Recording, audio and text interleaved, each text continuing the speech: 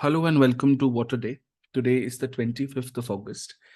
For those of you who stumbled upon this video for the first time, this is a part of a larger current affairs program which is called Water Day, Water Week, and Water Month.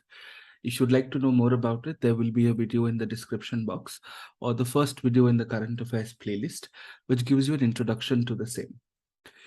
I'd like to start today's lecture on the 25th of August with a quotation that says, "Necessity is the mother of invention." For the entire day today, we've been experiencing voltage fluctuations where I live, and as a result of which, the smart board has not been functioning and there have been continuous reruns of the recording. Now, as a result of which, one had to innovate, and I am trying to use the computer to do this lecture today. Now, this also gives me an opportunity to ask you for your feedback, and it would be very nice of you if you could place your comments in the comment section and tell me if this interface or if this method of delivering Water Day is more suitable to you, and if this is something that you like over the smart board, or if there's anything else that you would recommend that I do to deliver Water Day for you. I really look forward to your comments, and of course, I read them fairly religiously. Now, for those of you who read the Hindu, now is the time to take out your Hindu newspaper. And we'll start with the Hindu newspaper of the 25th of August, 2022. In the Hindu newspaper, on the front page, there are essentially two articles which are important. The first article reads, "The Supreme Court bench to revisit the 2013 verdict on poll promises." Let's first understand what this is about. In the year 2013, the Supreme Court had delivered a judgment wherein it had decided that the freebies that are distributed by political parties during the course of elections as a part of their campaigning or their publicity exercises do not constitute as a corrupt practice under the Representation of People's Act. Now, this is as much a legal issue as much as it is an ethical issue. Let's understand why.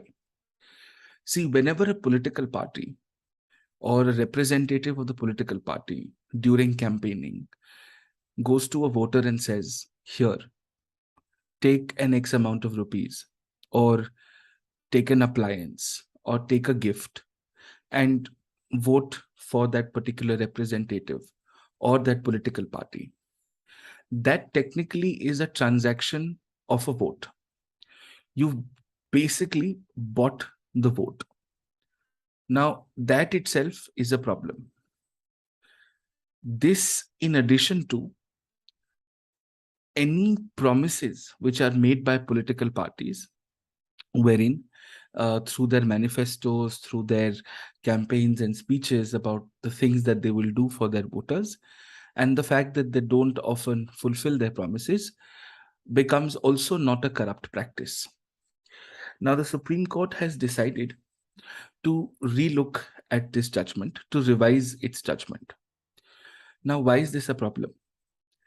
When you buy the votes of a citizen, what you are essentially doing is you are breaking the trust on which democracy functions, where a voter has to exercise free choice and therefore participate in free and fair elections.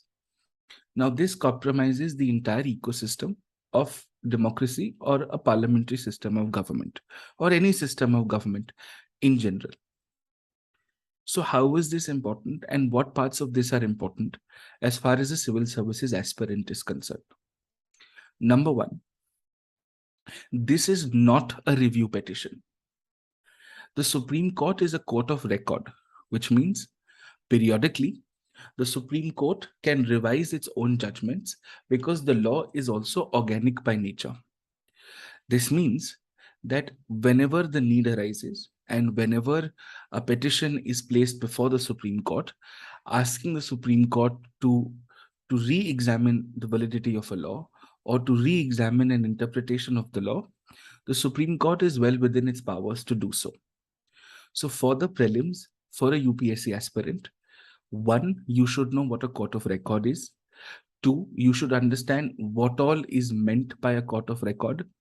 3, what all courts are considered courts of record. And 4th, what are the implications of this? As far as the means is concerned, this particular news means two things. One, it could be used as a larger problem/way forward in electoral reforms. And 2, it could be used as a context because your means paper 2 has a dedicated point that says salient features of the Representation of the People's Act. Now, this could be used as a context because the general questions that are asked on Representation of People's Act are generic in nature, are umbrella in nature, and are not very technical and are not very detailed. So what do you do with this article? You read it once, then whenever you study court of record under polity, you revise the basics of it. 2, you are maintaining a paper which says topics to be integrated in the course syllabus. So whenever you study electoral reforms and whenever you study Representation of People's Act and its salient features, that would be a good time for you to revisit this article.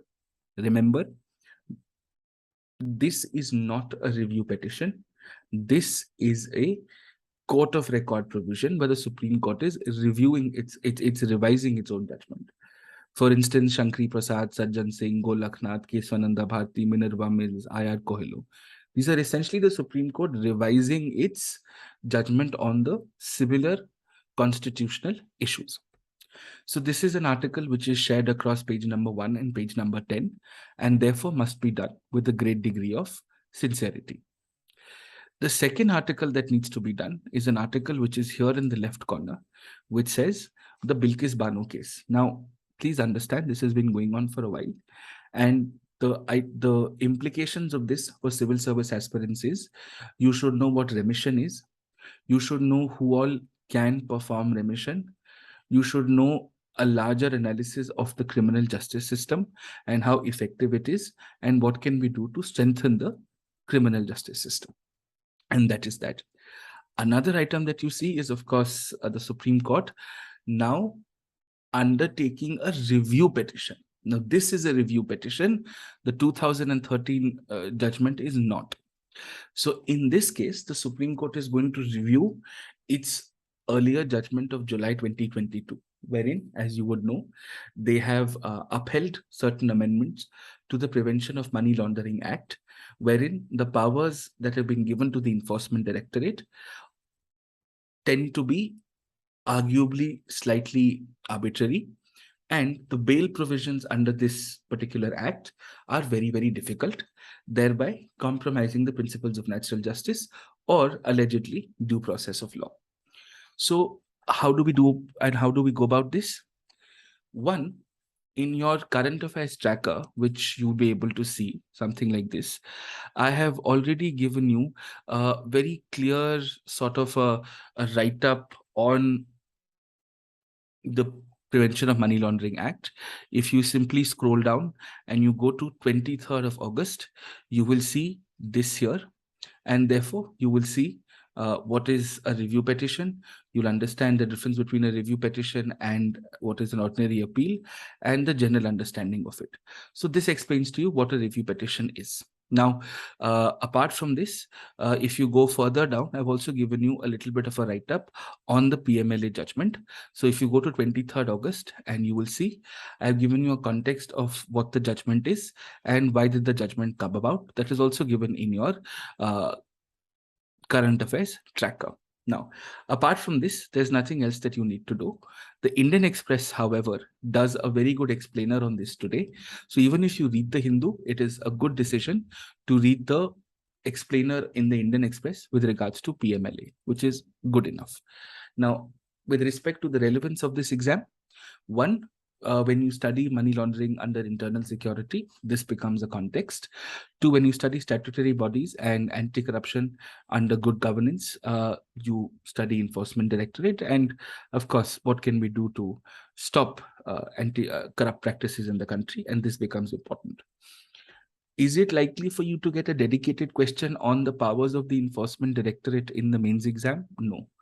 Is it likely for you to get a prelims question on the enforcement directorate in the prelims exam? No. In the mains exam? No. Will you get a question on the Prevention of Money Laundering Act in the prelims exam? No. So these are some basic circumferences that you can draw around it, and that should take care of most of your issues. So let this continue. Once the final verdict is out, we can come back to it, but there's no hurry for you to jump on these developments on a day-to-day basis. That is it for page number 1. Now from page number 1, we have to jump to page number 6 on the editorial section directly. Most of what happens between page number 2 and page number 5 is not relevant as far as the civil services exam is concerned. So then we move to page number 6. On page number 6, you will see a headline which says, heading the G20 and New Delhi's choices. Now, what is the reason behind this editorial? See, G20 is a multilateral grouping where several countries from the world have formed a collective where, of course, they look at a certain cooperation and discussions on issues concerning geopolitics. Now, every nation over a period for 1 year gets to preside over the G20. Now, does that mean India has a larger say for what the G20 decides? No. But because India presides over it, it perhaps gives India a larger opportunity to undertake more exhaustive dialogue with the rest of its G20 partners. Now, of course, there is going to be the G20 summit in India next year in 2023. It's just that India will take over its presidency from December 2022. So how much of this is relevant for the exam? In the prelims, you should know who are the members of G20, what does G20 primarily do, and where is its headquarters. That's it. For the mains exam, there are 3 interpretations of this. First, what should India's policy towards G20 be? Second, the relevance and the importance and the impact of G20 as a unit. And 3, a larger issue of multilateral outfits and their significance in global geopolitics. You will see several articles over the course of the next year on this. So you can read this once, bookmark it, and whenever you're preparing G20 for your mains exam next year, you can pick out 3-4 articles, just study them together, and you will be sorted as far as G20 is concerned. So that takes care of it. So do we read this article once? Yes. Do we keep a note of it? Yes. And we wait for IR to unfurl, developments to unfurl. Let's see how things turn out, and then we'll see. See, the thing is, often these kind of articles may suddenly overwhelm you to get into technical details, but just read them once, be calm about it. There will be enough time when you come back to the same topic. Then the editorial below this, which says, making out a case for the other UBI in India. Now, what is the other UBI? The first, of course, is commonly known as Universal Basic Income. This means everybody, no matter who they are, gets minimal financial support from the government, from the richest to the poorest. Everybody gets a certain amount of money. Of course, the proportions may vary depending on the different models of universal basic income. This article talks to you about a concept called universal basic insurance. Now, this is a different approach towards social security. So, universal basic insurance is like a safety net. It provides a basic insurance against different forms of adversities that a family, a household, or an individual might face, whether it's health or poverty or malnutrition or so on and so forth. So therefore, you should read this article. This is very important. You may be asked about this in the mains exam. You may be asked about universal basic income in the prelims exam, right? So this is important and therefore should be done. Now, in the current affairs tracker, you will see that I have given you a conceptual reference link of an Indian Express explained article on what is the universal basic income.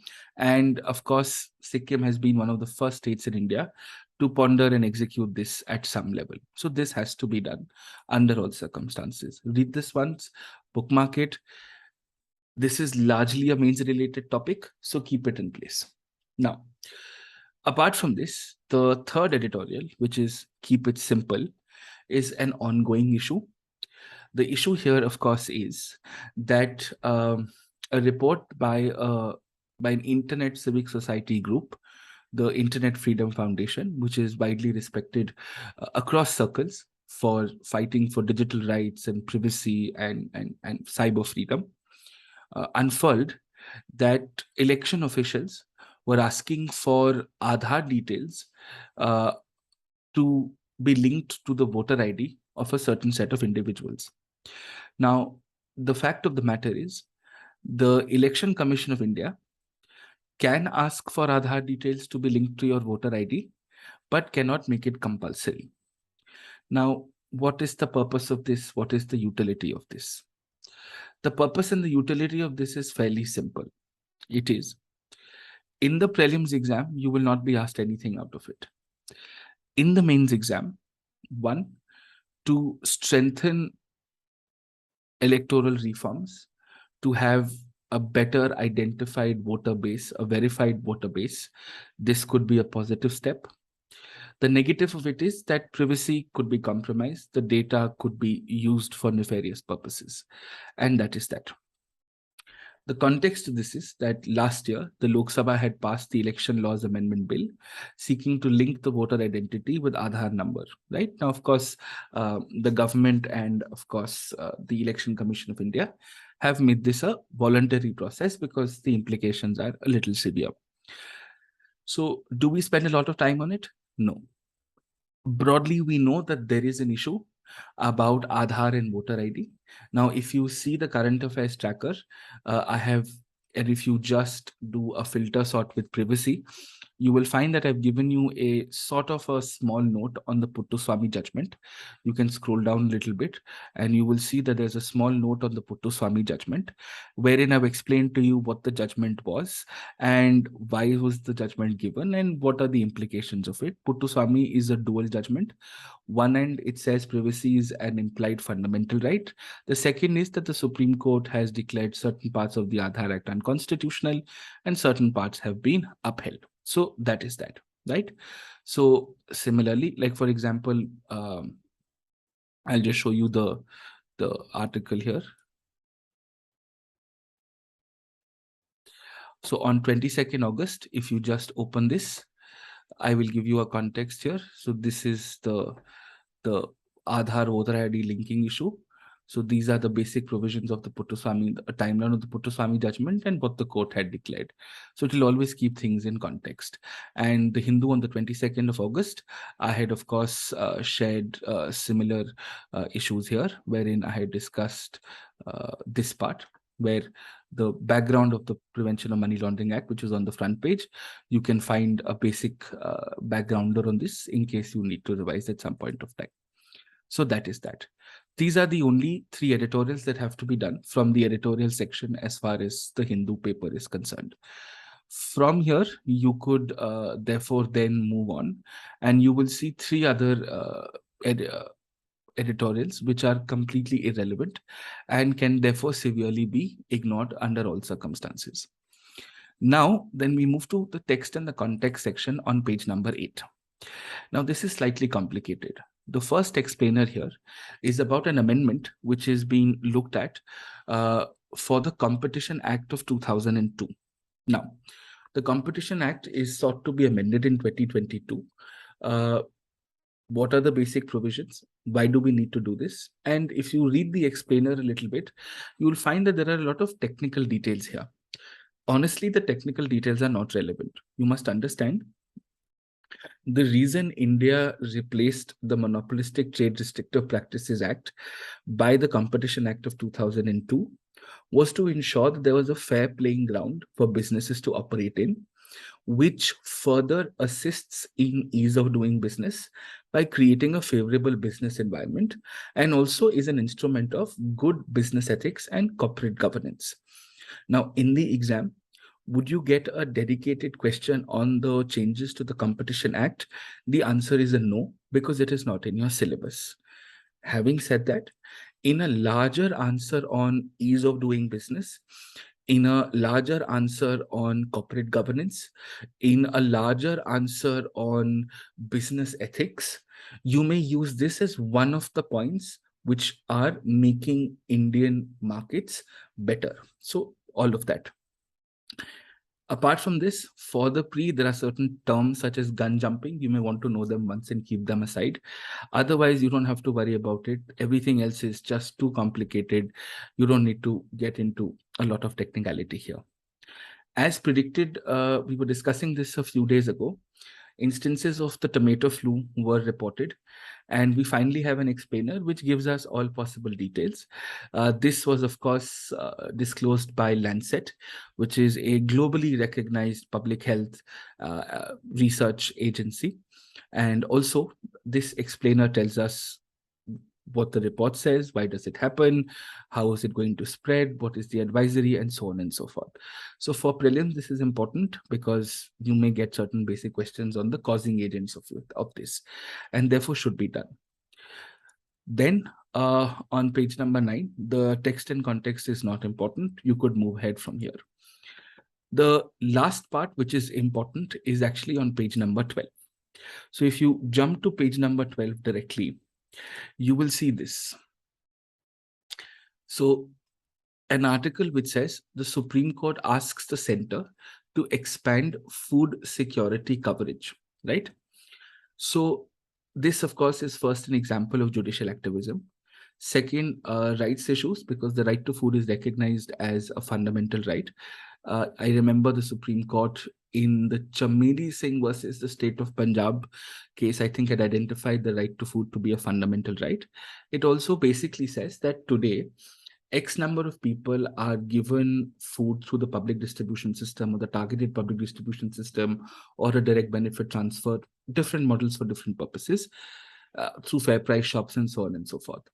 We must increase the number of people who are given food by the government, largely because they need it.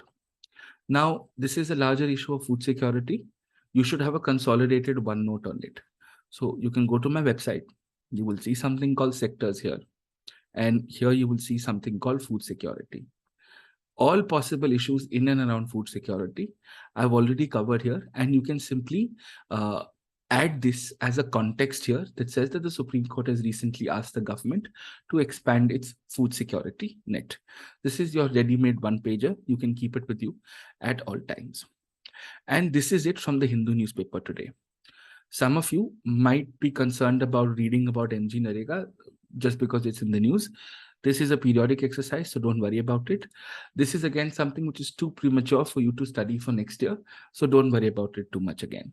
The rest of the pieces in the Hindu are not relevant, and you can get by without reading them. So that's it as far as the Hindu newspaper is concerned. Now, for those of you who are reading the Indian Express, let's look at the Indian Express and see what is important. See, on the front page, you will see several announcements which have been made with respect to the Supreme Court.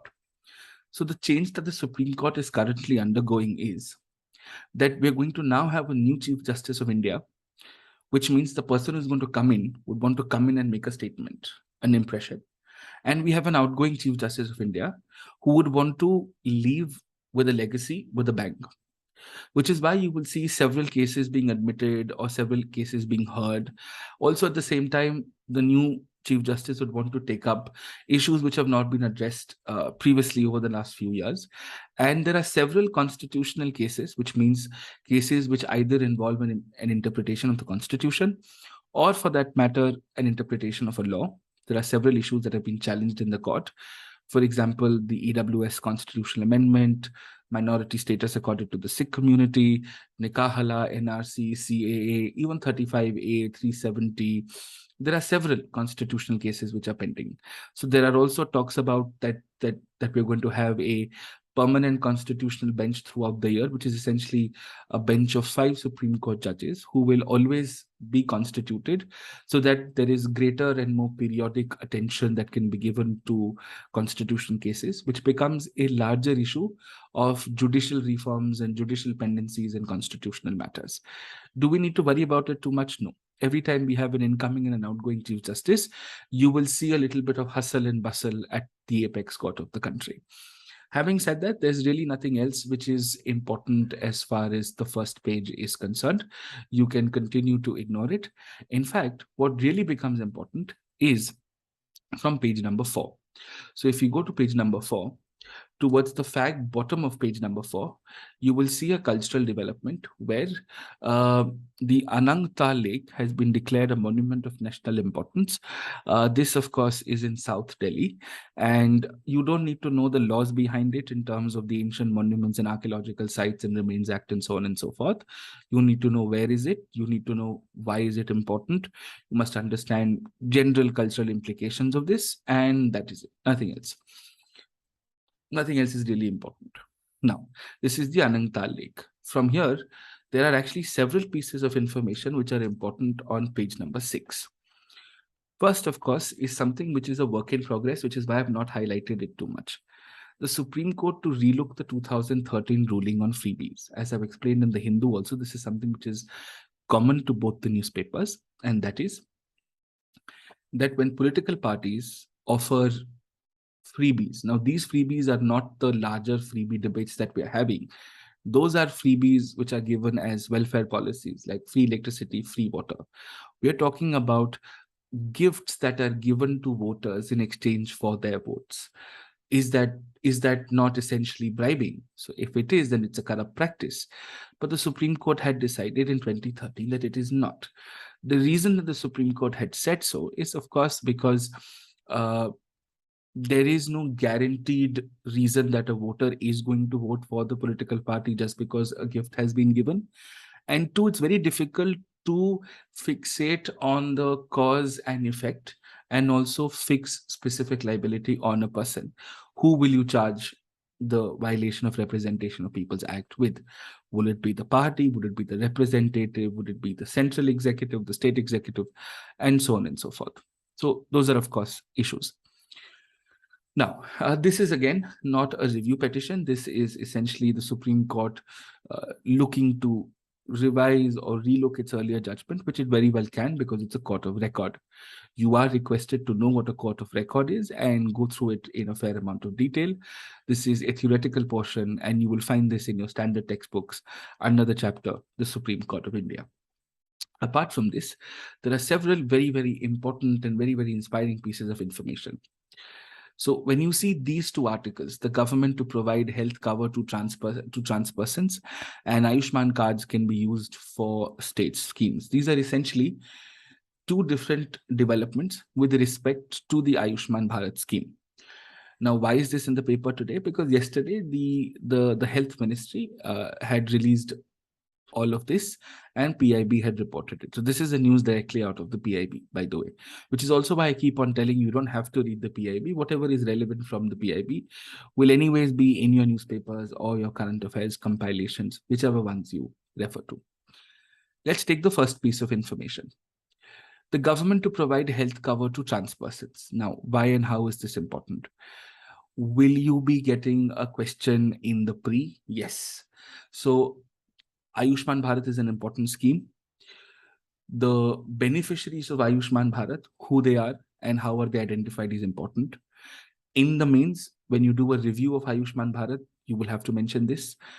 Two, when you look at vulnerable sections and people with gender or sexual minorities, such as the LGBTQIA plus community, specifically trans persons, this is a very positive and affirmative step to make them feel inclusive, especially because trans persons are often facing a bias when it comes to accessing healthcare, not only in terms of social or economic deficiencies, but also a certain sense of bias that is meted out to them when they approach a healthcare facility. So that's, of course, important. So you know the context of it. The news below this is not just about health, but it is also about cooperative federalism. You see, health is in the state list, which means the state government is the one which gets to call the shots when it comes to healthcare. But health policy in general or insurance is something that the center can also work on. So what we have is called Ayushman Bharat, which is essentially a central centrally sponsored scheme, wherein 60% of the health insurance premium is borne by the central government, 40% is borne by the state government. The nodal agency for coordination for this is the National Health Authority. Now, with respect to the trans persons news, the National Health Authority had signed an MOU with the Ministry of Social Justice and Empowerment. This is not related to that.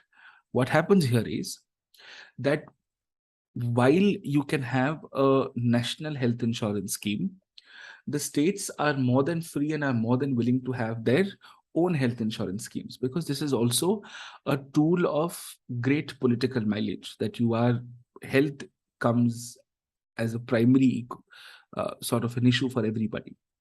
So this is not compulsory. This is something that can be done if the states want it to be done. So Ayushman Bharat beneficiaries are essentially given a smart card. It's essentially like a small debit card of some sort, like this, right? So it'll have a smart card. It's embedded. So what happens here is that you can have a common smart card, which will also work as an Ayushman Bharat smart card and a state health insurance smart card. It will have the provisions for both of those. A person can go to a hospital and say, okay, I've got 5 lakh rupees per year from Ayushman Bharat, and I've got, say, 3 lakh rupees from my state health insurance scheme. So I've got a total of 8 lakhs of health insurance. It is all in a single card. So you can use this and give me the medical treatment that I am entitled to under the scheme because I'm a beneficiary. So that's essentially what the deal is about. So this, of course, is what essentially is how it's going to be, right? Apart from this, there are, of course, certain provisions that will eventually which will eventually be laid out, but this could be used in cooperative federalism. This could also be used for more effective application of Ayushman Bharat, and to also ensure that the states are equally participative in the matter. The third piece of information which is important is that the National Medical Commission, which replaced the Medical Council of India, has taken an extraordinary step, because they are, of course, the apex regulators for medical education and the medical profession. They have taken a fantastic step wherein the education curriculum for undergraduates has been revised to make it more friendly for the LGBTQIA community. So how have you made it friendly? So when you look at terms or some specific references such as lesbianism or sodomy and fetishes of some kind, you've identified them, as a different sort of a category. And two is that certain procedures, for the lack of a better word, such as the 2-finger test for virginity and all of those, have been identified as unscientific, discriminatory, and of course, a violation of dignity. So we've made it more friendly to the LGBTQIA community, wherein doctors should treat people from the LGBTQI community with great care and equal sincerity. And the curriculum also sensitizes towards them. And third, the fact that adultery has now been decriminalized. So the doctors also should not cast a value judgment and therefore treat patients who come with certain outcomes of it, and therefore treat them accordingly. So that is something which is important from page number 6. Now, from page number 6, you've got to jump to page number 13 directly. The editorials on the Indian Express are absolutely of no use for a UPSC civil service aspirant. Now, explainer, if you are a dog parent like me, you would want to read about it, but otherwise you can ignore it. This is the only article that you should really be reading about the review that the Supreme Court is doing. Remember, I told you the Supreme Court is undertaking a review petition, wherein it's going to look at reviewing its judgment on the Prevention of Money Laundering Act. I've also enclosed a backgrounder on this in the current affairs notion tracker. This also does exactly the same. It tells you Article 137 empowers the court to undertake review petitions and so on and so forth, right? So this has to be done within 30 days, etc. And there are certain provisions around it. There's something called a curative petition. There's something called a review petition. Whenever you study these static topics in polity, you should cover them. As far as this explainer is concerned, please don't bother too much about the specific interpretation of provisions such as Section 3 of the PMLA or for that matter, the technicalities or a plethora of judgments that have been mentioned here. You will also see that there are certain arguments that have been made as to whether this is a money bill or not, or whether it should have been referred to a larger bench, or are there issues. So wait for the final judgment to come out. Then is when it sort of becomes important. The arguments that they've made could be used as contexts to look at efficiencies of the parliament and so on and so forth. But just hold on to our horses for this. Apart from this, tomato flu has been very well explained. You should read this, is important from the prelims point of view. And towards the latter end on page number 13, mandala art, which is a very intricate but a very, very appealing art form. The context of this is that they've displayed this in the UK in a place called Liverpool. But of course, the art form, its meaning, its origin, this has to be done, could be asked in your prelims exam, and therefore you should know what mandala art is, right? So that is that as far as the Indian Express on page number 13 is concerned. The last part that I think that is important in Indian Express is actually on page number 15, which is only to be used as context, but I thought was an incredible piece of information, that by 2035, California will be banning the sale of new gasoline cars. So by 2025, California will possibly be one of the first state governments in the world to only allow electric vehicles to be newly purchased, which is a fantastic move to save the environment. And you could use this as a context every chance that you get. You will see a lot of news on the National Labour Conference, on how the centers and states have to come together. We've passed certain labor codes. The states have to, agree to them. There has to be some collectivism there and all of those things. Let all of this settle down. Then we will take this up. There will be enough reports on this. There's no need to jump on it just at the first instance. So that is that from both the newspapers today. Again, please let me know in the comment box if this was a good format for you, and this was a format that accidentally had to happen because the smart board has been dysfunctional due to voltage fluctuations today, which has also caused the delay today. Thank you so much. Take care. Bye-bye.